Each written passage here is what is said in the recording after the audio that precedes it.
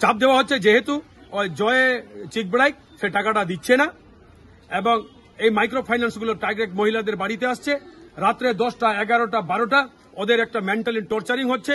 আমাদের কাছে যা খবর আসছে, নাগেশ্বরী চা বাগানের কোনো এক মহিলা সে সুসাইড করতে চলে গেছিল।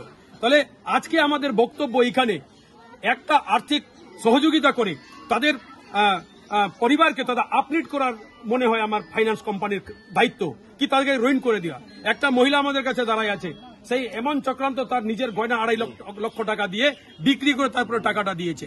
এমনও এখানে আছে তার বাবার টাকা 10 লক্ষ টাকা জমা করেছে। তাহলে মাইক্রো ফাইন্যান্স আপনাদের ব্যবসার স্বার্থে আজকে সাধারণ মহিলাদেরকে এমন একটা অন্ধকারে ধাক্কা দিয়েছে, তাদের ভবিষ্যৎ অন্ধকার আমরা দিচ্ছি। ওই যে 4 জন মহিলাকে নিয়ে যে গোষ্ঠীগুলো তৈরি করা হয়েছিল, 4 জন মহিলা, ওই 4 জন মহিলাদের ক্ষেত্রে আপনারা কি কোনো ব্যবস্থা নিয়েছেন, যে গোষ্ঠী মানে যারা তাদের মাধ্যমে টাকাটা তুলেছিল? ব্যবস্থা এখন পর্যন্ত আমরা নেইনি, সবাইকে সঙ্গে নিয়েছি। যারা এগ্রো ফার্মের সঙ্গে ছিল তারা এখন আমাদের সঙ্গে রয়েছে। তার কারণ হচ্ছে তাদের কাছ থেকে অনেক নথিপত্র কিন্তু আমরা জোগাড় পাচ্ছি এবং আরো কিছু নথিপত্র ফার্মের কাছে রয়েছে।